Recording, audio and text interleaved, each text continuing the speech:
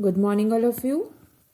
So, now it's time to discuss the sexual reproduction in plant because they can also reproduce sexual. So, we will see in this section how plants can reproduce sexually when two parents are involved. Now, why we will need to talk about the sexual reproduction? Because in asexual, we saw that the new plant is actually identical to their parent plant. Okay. But when you talk about sexual reproduction, you will see that since there are two plants which are involved in this case, but the new plant that are formed, that they are not genetically identical to their parents. So we will see how exactly this entire process take place.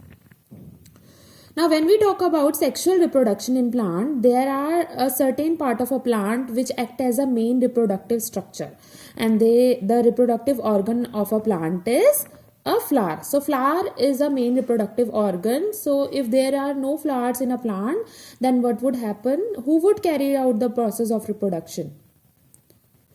Yes. Now, there are many plants which do not have flower. So, either they have some alternative organ which can undergo this process of reproduction, otherwise the plant will not be able to reproduce. So in this case we will see, first of all we have to understand the structure of a flower. So only then we will be able to understand the entire process of the sexual reproduction, because in sexual reproduction we need a male and a female. We need a male sex cell and female sex cells will fuse together to form a new plant. So who will produce this male and female sex cells? So before going into all those details, let us just talk about the structure of flower. Now a flower in any plant is said to be unisexual. A flower in any plant is said to be unisexual if either male or female reproductive part is present in it. Now, the male and reproductive female part are not identical, they are different. That is why the male reproductive part will produce male sex cell and female produce female sex cells. And these two cells with them get fused together to form a new plant.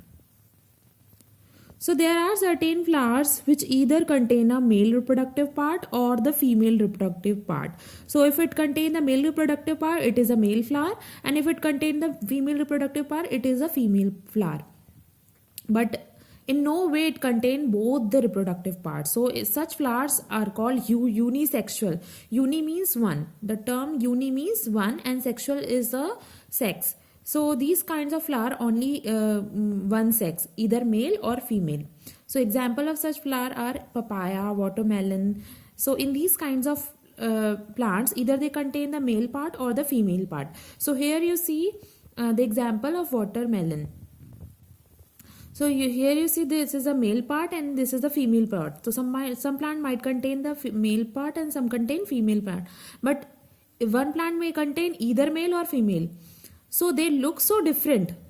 You see, they both are different from each other. Okay. Now, you take an example of human being also. In human being also, the male contain the male reproductive part and the female contain the female reproductive part. And these two reproductive parts are very different from each other, both in structure as well as in function. So, same is true for plant as well. Whereas there could be some flower which are bisexual. So these flower have two sexes, both male and female reproductive part are present in it. Example, that means the male and female both are present here. That means the process of sexual reproduction can happen within the same flower, because the flower itself has the male and the female part. So the male sex cell and the female sex cell both can reproduce within the same flower. So example of such flower is China rose, mustard. So these are all the example of sexual reproduction. These are the example of bisexual flowers. So please remember this, because these are very important. This is the basic from where we start the talking about the sexual reproduction. Okay. Another important thing, I have been talking about sex cell. So these sex cells are also called gametes, okay, and they are specialized cells which help in the process of reproduction. So our body contains so many cells. In fact, all multicellular organisms, they contain multiple cells. And out of these cells, there are some specialized cells which are called gametes, which help in the process of sexual reproduction. So during sexual reproduction, the male gamete and the female gamete will fuse together to form the new organism. And the male gamete is produced by the male organism, and the female gamete produced by the female organism. So in this case, bisexual flower produces both male and female gametes, and the unisexual produce either male or female. So if we compare the asexual and sexual reproduction in plant, because the asexual we have already discussed, so if we try to compare the two, you will see that asexual reproduction is easier and faster. Not much complication is involved, because it's like some part of a plant, they just give rise to a new plant. Seedling plant can also be grown, because seeds really do not play a role in asexual reproduction. Now what is seed? Now seed is actually a structure which is formed from the flower. Okay, it is a part of a flower which later becomes seed. So in case of asexual reproduction, flower do not play a role. So since flower do not play a role, so seeds also do not have a major role. So the plant which do not have a seed, they can also reproduce. Now desired traits can be generated through germination. So I told you about the artificial propagation, cutting, grafting. So some of the traits are desired by us, they can be make. Okay, so you can plant more trees with having your desired traits. Okay, now new plants formed from the genetically identical to parents. This is one thing. So since it is just only one parent plant which is desired, so the new plant are exactly identical to their parent plant. More prone to diseases. So we don't have much as far as diseases are concerned. What happen is, when in this plant, the way they are being produced either by the root, stem or leaf, there is not much inbuilt protection of the diseases. That is why they are more prone to disease. There is no genetic variation. As I said, they are exactly identical to their parents. So obviously there are no variation, no new features which we can see in the new plant. Okay.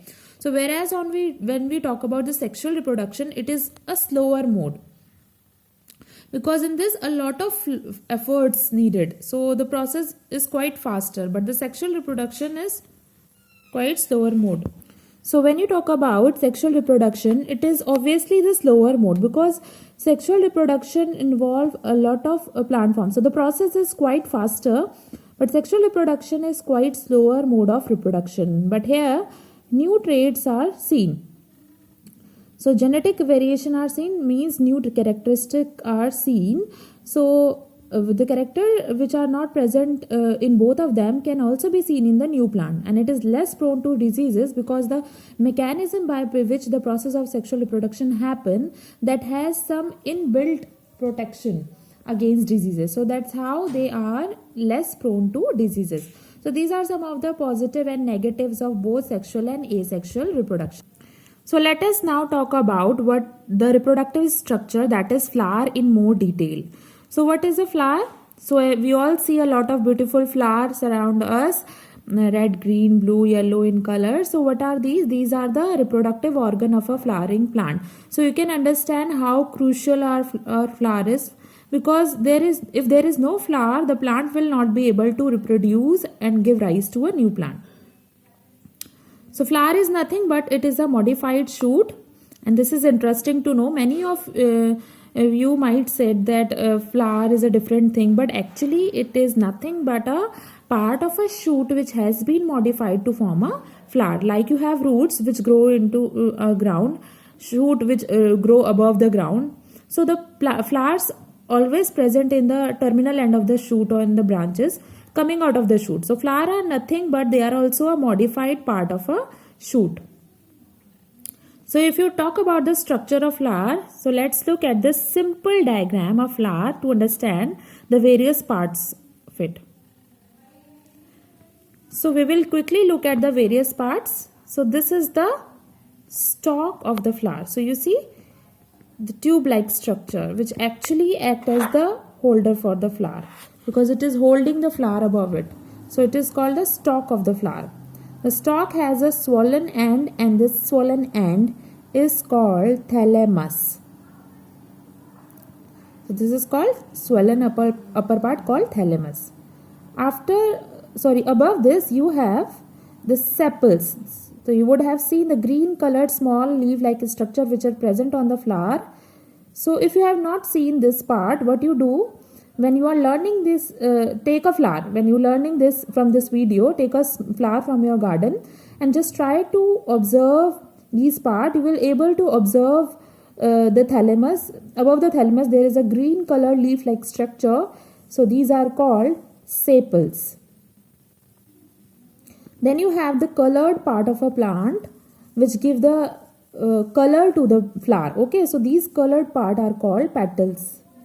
So you have many petals. Some plants have 4 petals, some have 5 petals, some have 9 petals, some have a lot of petals. So it depends on flower to flower. Okay, but these are the petals. Now this is all that you can observe from outside. Now if you try to see from inside the flower, you will be able to see the main reproductive organ which is called stamen. So inside you will see these are the main reproductive organ, green color structure with yellow heads. So these are the male reproductive structure called stamen, and at the center of the flower you will again see a small swollen structure with a long tube-like structure above it. So this part is the female reproductive structure, which is called the carpel.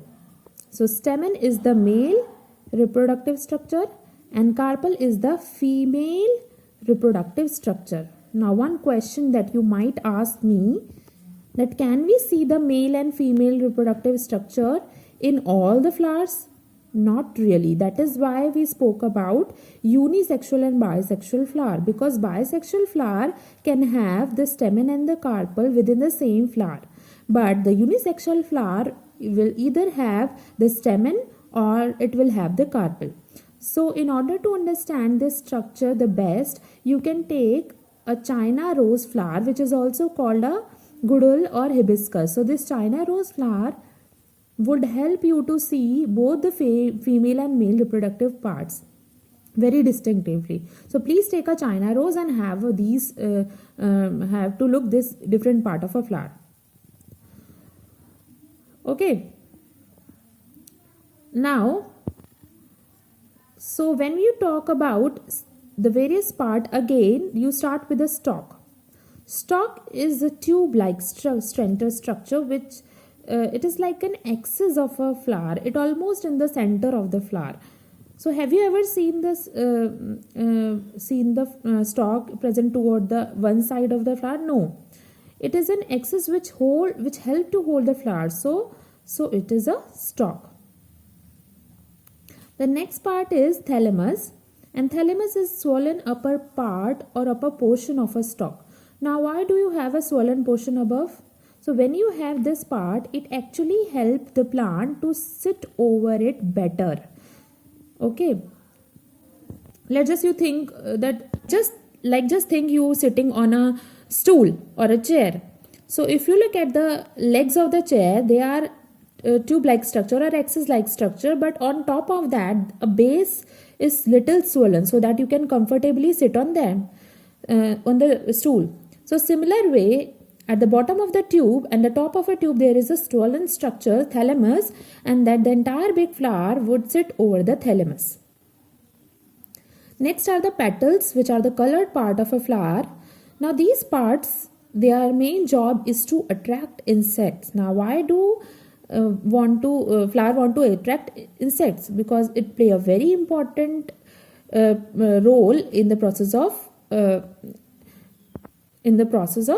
sexual reproduction. So we will discuss the process, you will see the role of insects. So it is very important that insects should come to the flower, and if we want them so that the insects should come to the flowers, and they need to be attracted by something, and that attraction part is petals. So the colorful appearance of the petals attract the insects. So petals could be red, green, white, blue, any color. So in a way, the petals are quite big also. If you look at the flower, you will see that compared to the thalamus, stalk, or the internal structure, petals are quite big. So it helps to protect the reproductive organs which are present inside. So as you can see, the male and the female part, they are actually present inside. So these petals also provide protection to the internal reproductive organ. So that is very important. So next is sepals, and sepal also ensure protection. So these structure that is called sepals. So you might say that if we look at the flower, it feels like sepals are very small. So how do they protect the flower? Now sepals protect the flower when the flower was a bud. So how you do get that flower? Initially it was a bud. When it was a bud, how the sepal protecting it? So if you look at the rose bud, you will see that petals had not yet come up.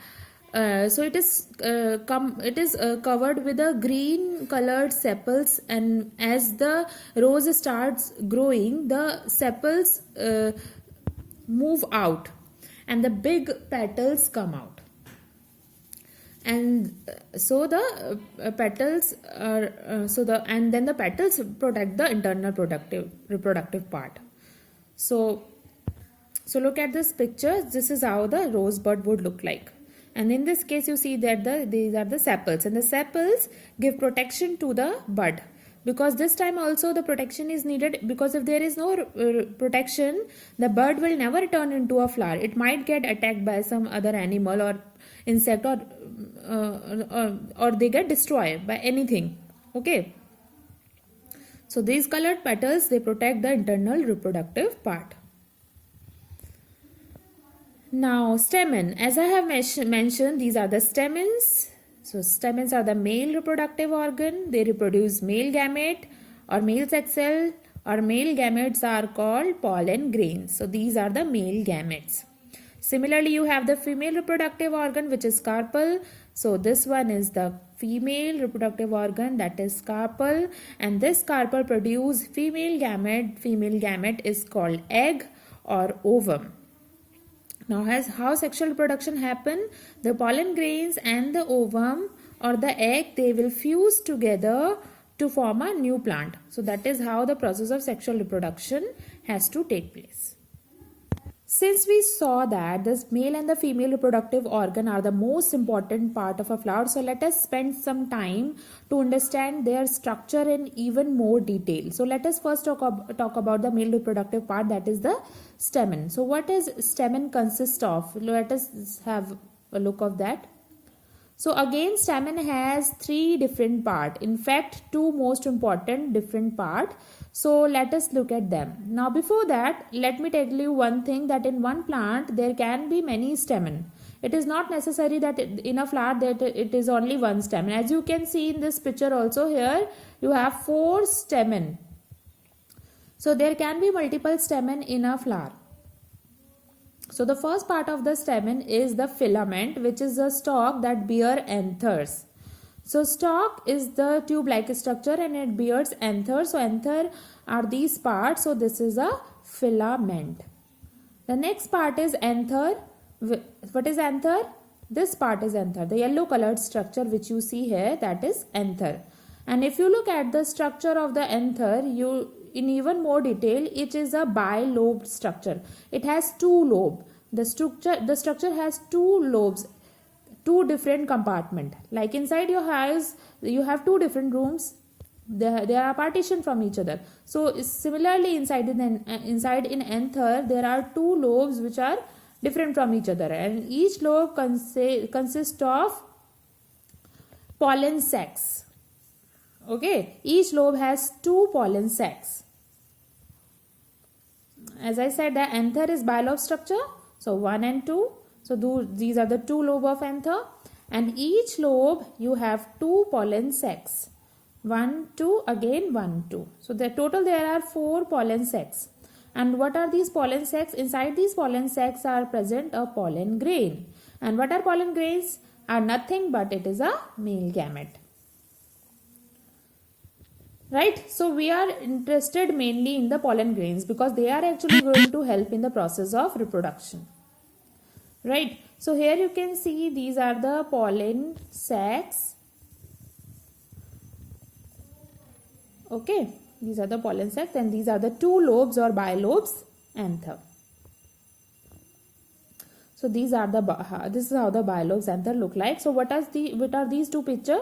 This picture which you can see here, this is the ventral look. So when you look from the front, so the stamen would look something like this, and from the back it would look something like this. Okay, this is the ventral look. So when you look it from the front and from back, this would look like this. This is a pink-like structure. It is really the pink-like color structure. It not really seen much from the back. And what is this pink color? This is nothing but a connective tissue that connects the two lobes of the anther. That is the third part. So basically, this is the filament, these are the anthers, and this is the connective which connect the two lobes of the anther. So now we got to know that where exactly these pollen grains to. So whenever you talk about the flower, inside the flower you have this stamen, then in the stamen you have anther, you have pollen sacs, and inside the pollen sac you will have the pollen grains. So that's how the structure of stamen. Now we will discuss the female reproductive part, that is carpel, in the next video. Okay. I hope this is enough for all of you. So we will study the structure of carpel in the next video. Thank you, students.